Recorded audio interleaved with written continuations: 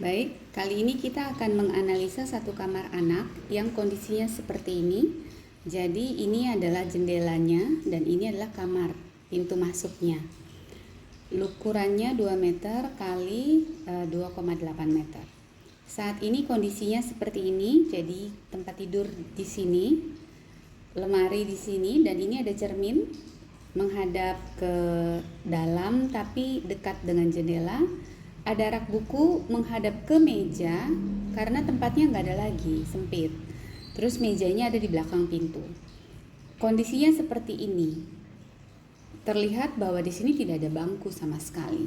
Dan meja ini akhirnya tidak menjadi meja belajar karena kalau ada bangku di sini keluar masuk kamar agak susah. Masalahnya apa mengenai kamar ini?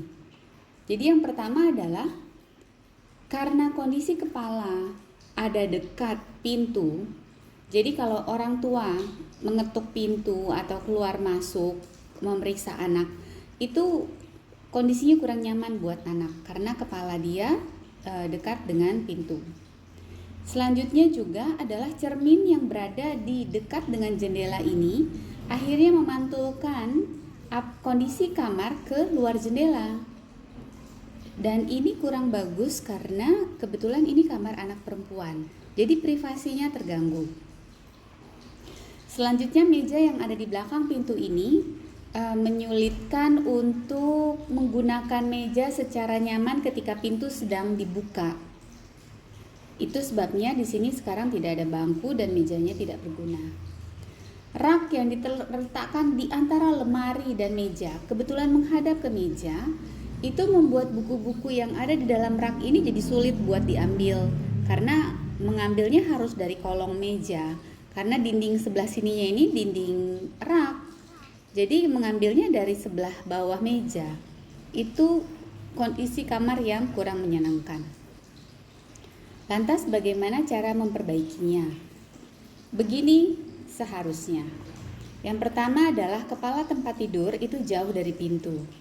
Dan ketika ada anak sedang tidur di sini, dia bisa dengan mudah melihat apa yang ada di kamar ini. Kedua, lemari diletakkan di sini, memang agak mepet dengan jendela sedikit, tapi tidak apa. Dan cermin itu menghadap ke dalam, tidak akan memantulkan apa yang terjadi di dalam kamar ke luar kamar.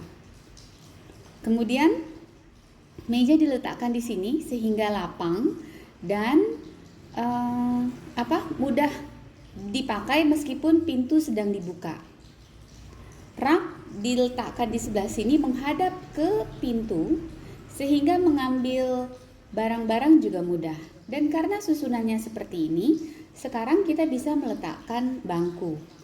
Mungkin memang masih agak terkena dengan pintu sedikit, tapi tidak seperti ketika kondisi sebelumnya.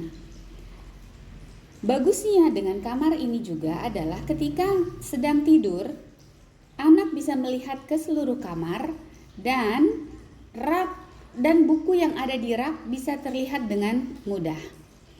Tidak terpantul keluar kondisi kamar, dan ketika anak sedang belajar di sini, terus dia ingat dia harus cari buku lagi, dia menengok ke belakang langsung terlihat semua buku-bukunya.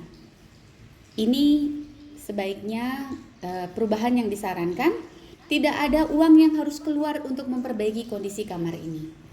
Silahkan dicoba.